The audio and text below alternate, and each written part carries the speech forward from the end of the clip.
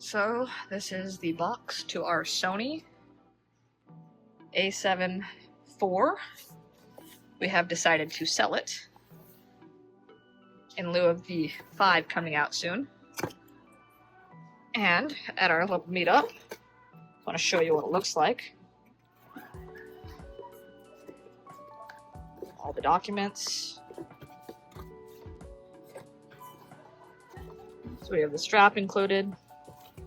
Original cables down here. That's actually the actual cable that came with it. Unbag it. Figure we should let the buyer have a chance to show. Oh, look at that. Dennis left you his fingerprints. That was nice of him. Sweet. Hello Mom and Dad Meet World. So today I want to talk to you about the Sony A7 IV. We'd actually just sold that camera right now, so I'd love to be sitting here presenting to you what the camera looked like, but if you are watching this video, you know what the camera looks like. But I just wanted to do a little bit of a final review on that camera. We just sold it to our friend Chris. It is going to a good home. But in lieu of that, I just want to give you our final thoughts, our final review on that camera. So I want to give you a few of the good points and maybe a few not so good points, just something that you might already know, but something in myself and using the camera for about, just about 6 months or so after the camera had come out, because with all the pre-orders, it was kind of hard to get when it had first come out. I just want to give you our experience as to what it was like when we used it this whole time. So we did use the camera as a hybrid camera. We used it for both photo and for video. I would probably say we probably used it for video more than we did photos, because at the time we had a Sony A7 R3A at the time. So that R3 was really our main photo camera with that 42 megapixel resolution, but this had a 33 megapixel resolution, which was very, very good. The megapixels were still fine. I mean, 33 megapixels is still quite large. But to get into a few of the good things, yeah, that 33 megapixel sensor had a great resolution on it. For a photo camera, it rivaled, the A7 III, which it should, the A7R5, which I believe it should as far as like the autofocus goes, even though this camera did not have like the AI capability. But I believe it shot actually great photos. The photo quality was spot on. I really liked the colors. I pretty much shot with the standard picture profile and did very little tweaking. We shot in both JPEG and RAW, so if we did want to tweak the colors just a little bit, bring up highlights, maybe give it a little bit of proper exposure, we just use the raw image and we'd run it through Pixelmator Pro, and it did a great job just making the picture look like we wanted it to. So photos, absolutely spot on. All right, next up for videos. So we shot in mainly both 4K 24 and 4K 60. So 4K 24 was really sharp. Did a lot of the 4K 24 for like you're seeing here in the talking head shots. And I thought the 4K 24, the video footage again looked absolutely spectacular. And it was able to do 4K 24 without any cropping. So for our other shots where it involved a little bit of moving, or if I knew later on I wanted to slow down the shot, maybe add a little bit of slow-mo to it, we shot in 4K 60, which we did quite a bit. So the 4K 60, this is one of those drawbacks right here.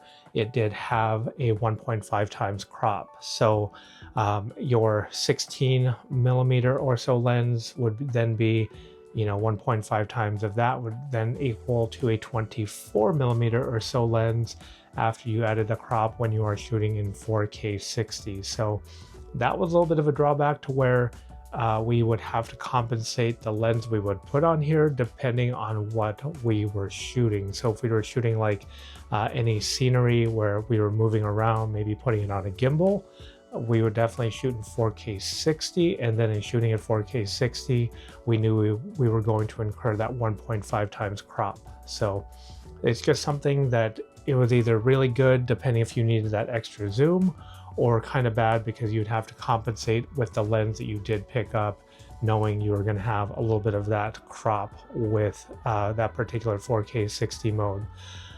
So as far as like the camera itself, the body felt absolutely great. I really liked the way that the camera felt in hand. I thought it was just the right size. You could get a nice grip on there, and it felt really, really good. I liked the screen. I liked the way it flipped out. I had no issue with the screen flipping out. With our Sony a7R III, the screen would only tilt up, which if you are behind the camera, I love the tilting. Again, this was a7 IV, the screen would flip out. So you can see yourself like I'm seeing myself here, like we are filming on the ZV-E1 right now.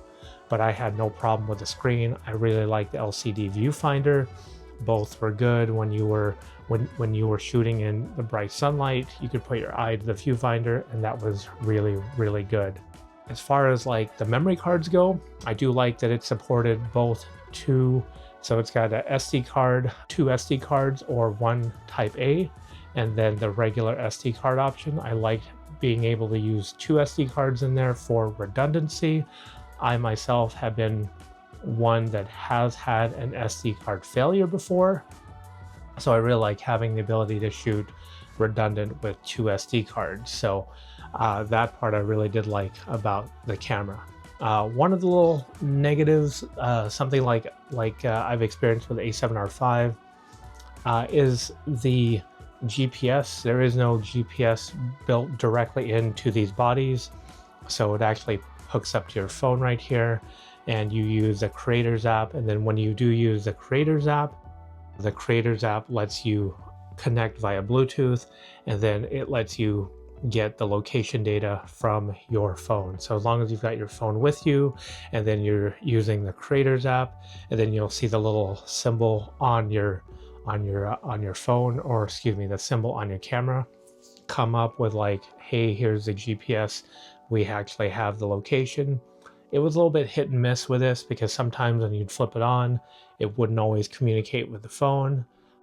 With our a7R III, that was not an issue. That the hit rate on that was 100%, where on this it's a lot like the a7 V or a7R V, should I say.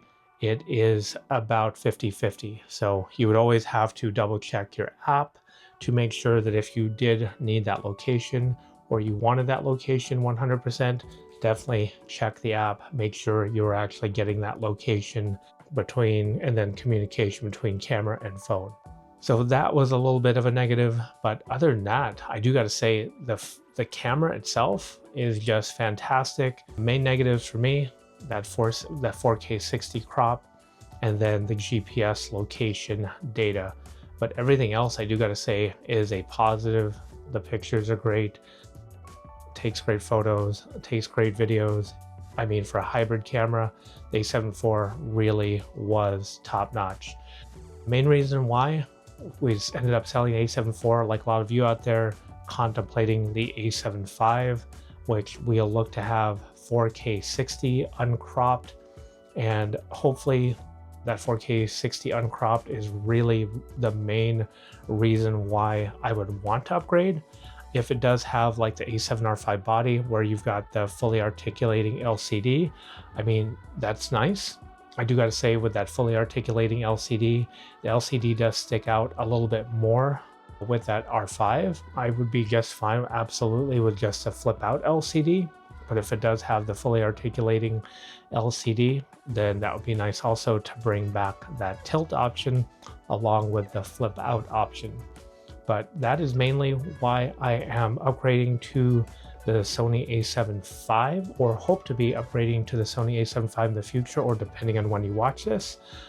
But the Sony a7 IV has been a phenomenal camera. I have come from an a7R III and then an a7 III, and I thought the a7 IV was a nice mix of both, with the high resolution in the 33 megapixel 4K 60 capability, even though it did come with a crop. But again, it did shoot beautifully and was an overall great camera and a great hybrid camera. So hopefully you enjoyed this video. If you did, well, you've probably seen other videos. you know whether or not you're going to get an A7 IV or if you are going to get an A7 V. But hopefully this helped you out, and if it did, you know what to do. Like, share, comment, subscribe. Until next time, thanks for watching. Bye for now.